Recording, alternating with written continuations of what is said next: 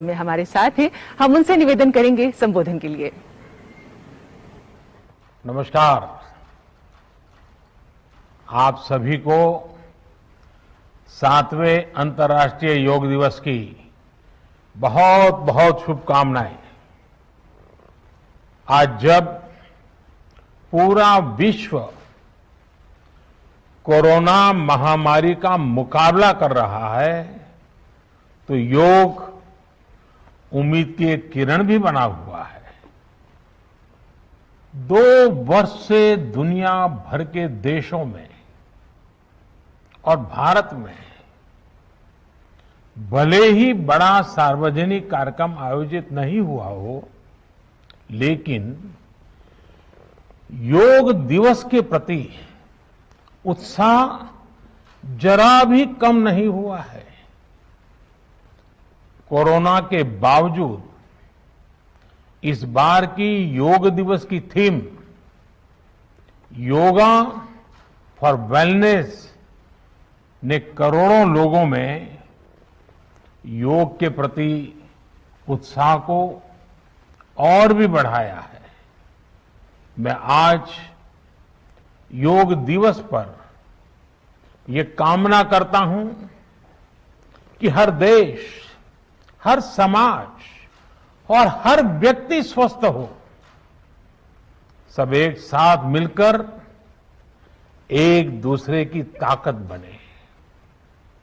साथियों, हमारे ऋषियों मुनियों ने योग के लिए समत्वम योग उच्यते ये परिभाषा दी थी। उन्होंने सुख दुख में समान रहने, संयम को एक तरह से योग का पैरामीटर बनाया था। आज इस वैश्विक त्रासदी में योग ने इसे साबित करके दिखाया है। कोरोना के इन 1.5 वर्षों में भारत समेत कितने ही देशों ने बड़े संकट का सामना किया है। साथियों, दुनिया के अधिकांश देशों के लिए योग दिवस को उनका सदियों पुराना सांस्कृतिक पर्व नहीं है।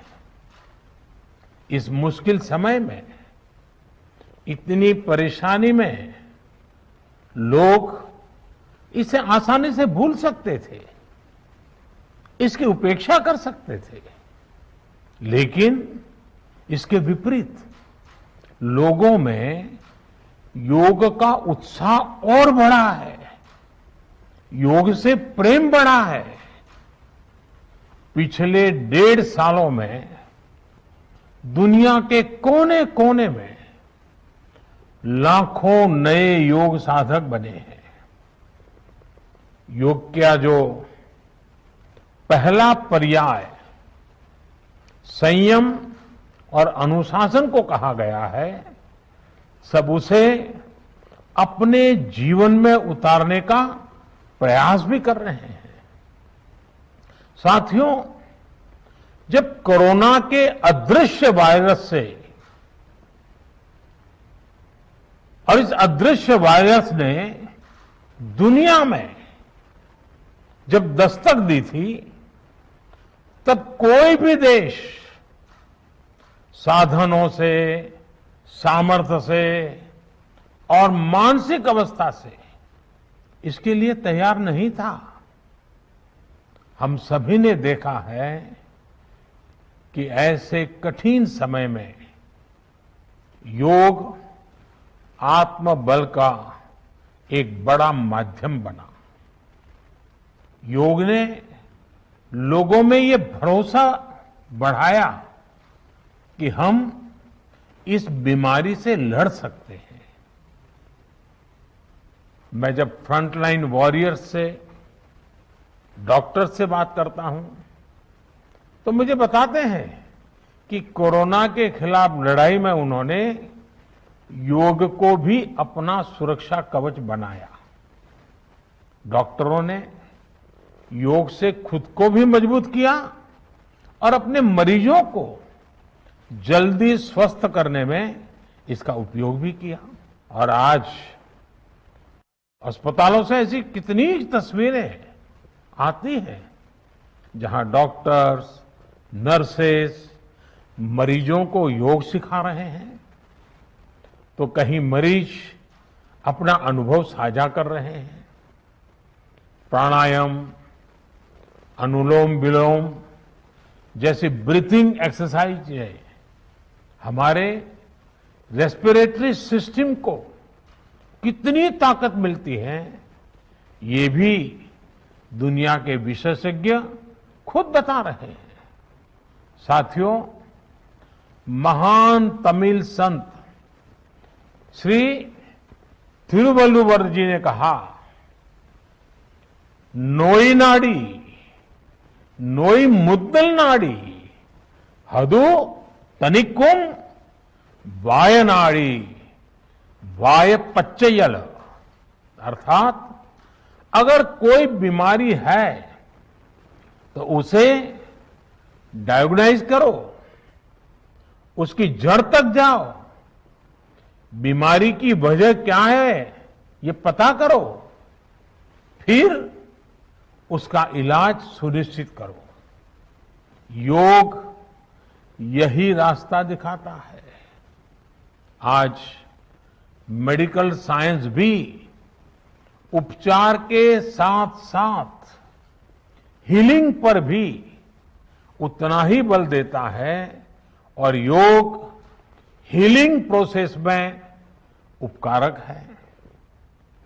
मुझे संतोष है कि आज योग के इस पहलू पर दुनिया भर में के विशेषज्ञ अनेक प्रकार के साइंटिफिक रिसर्च भी कर रहे हैं, उस पर काम कर रहे हैं। साथियों, कोरोना काल में योग से हमारे शरीर को होने वाले फायदों पर, हमारी इम्यूनिटी पर पड़ने वाले सकारात्मक प्रभावों पर कई स्टडीज हो रही है। आजकल हम देखते हैं कई स्कूलों में ऑनलाइन क्लासेस की शुरुआत में 10-15 मिनट बच्चों को योग प्राणायाम कराया जा रहा है। ये कोरोना से मुकाबले के लिए भी बच्चों की शारीरिक रूप में तैयारी कर रहा है। साथियों, भारत के ऋषियों ने हमें सिखाया है, व्यायामात लभते स्वास्थ्यम, दीर्घ आयुषम बलम सुखम, आरोग्यम परमम भाग्यम, स्वास्थ्यम सर्वार्थ साधनम। अर्थात योग व्यायाम से हमें अच्छा स्वास्थ्य मिलता है, सामर्थ्य मिलता है और लंबा सुखी जीवन मिलता है। हमारे लिए स्वास्थ्य ही सबसे बड़ा भाग्य है और अच्छा स्वास्थ्य ही सभी सफलताओं का माध्यम है। भारत के ऋषियों ने, भारत ने जब भी स्वास्थ्य की बात की है तो इसका मतलब केवल शारीरिक स्वास्थ्य नहीं रहा है। इसलिए योग में फिजिकल हेल्थ के साथ साथ मेंटल हेल्थ पर इतना जोर दिया गया है। जब हम प्राणायाम करते हैं, ध्यान करते हैं, दूसरी यौगिक क्रियाएं करते हैं, तो हम अपनी अंतर चेतना को अनुभव करते हैं। योग से हमें ये अनुभव होता है कि हमारी विचार शक्ति, हमारा आंतरिक सामर्थ्य इतना ज्यादा है कि दुनिया की कोई परेशानी, कोई भी नेगेटिविटी हमें तोड़ नहीं सकती।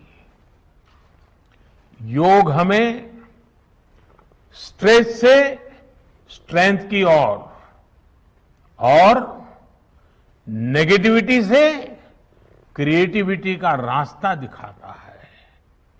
योग हमें अवसाद से उमंग और प्रमाद से प्रसाद तक ले जाता है।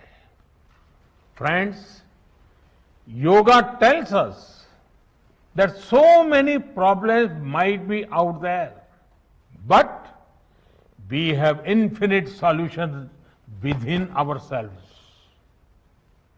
We are the biggest source of energy in our universe. We do not realize this energy because of the many divisions that exist. At times, the lives of people exist in silos. These divisions reflect in the overall personality as well. The shift from silo to union is yoga. A proven way to experience a realization of oneness is yoga. I am reminded of the words of the great Gurudev Tagore, who said, and I quote, "The meaning of our self is not to be found in its separateness from God and others, but in the ceaseless realization of yoga of union," unquote. The mantra of Vasudhaiv Kutumbakam, which India has followed since ages, is now finding global acceptance. We all are praying for each other's well-being. If there are threats to humanity, yoga often gives us a way of holistic health. Yoga also gives us a happier way of life. I'm sure yoga will continue playing its preventive as well as positive role in healthcare of masses. साथियों, जब भारत ने United Nations में अंतर्राष्ट्रीय योग दिवस का प्रस्ताव रखा था, तो उसके पीछे यही भावना थी कि योग विज्ञान पूरे विश्व के लिए सुलभ हो। आज इस दिशा में भारत ने यूनाइटेड नेशंस WHO के साथ मिलकर एक और महत्वपूर्ण कदम उठाया है। अब विश्व को एम योगा ऐप की शक्ति मिलने जा रही है। इस ऐप में कॉमन योगा प्रोटोकॉल के आधार पर योग प्रशिक्षण के कई वीडियोस दुनिया की अलग अलग भाषाओं में उपलब्ध होंगे।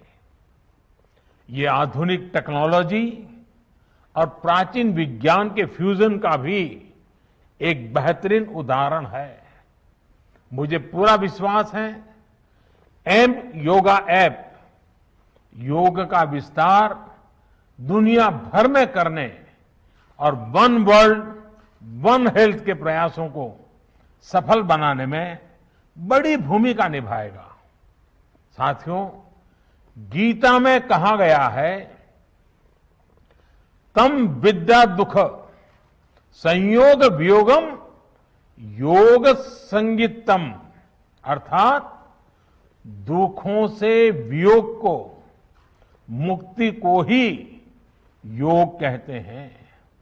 सबको साथ लेकर चलने वाली मानवता की ये योग यात्रा हमें ऐसे ही अनवरत आगे बढ़ानी है। चाहे कोई भी स्थान हो, कोई भी परिस्थिति हो, कोई भी आयु हो, हर एक के लिए योग के पास कोई न कोई समाधान जरूर है। आज विश्व में योग के प्रति जिज्ञासा रखने वालों की संख्या बहुत बढ़ रही है। देश विदेश में योग प्रतिष्ठानों की संख्या में भी वृद्धि हो रही है। ऐसे में योग का जो मूलभूत तत्व ज्ञान है, मूलभूत सिद्धांत है, उसको कायम रखते हुए योग जन जन तक पहुंचे, अविरत पहुंचे, निरंतर पहुंचे, ये कार्य आवश्यक है। और ये कार्य योग से जुड़े लोगों को, योग के आचार्यों को, योग के प्रचारकों को साथ मिलकर करना चाहिए।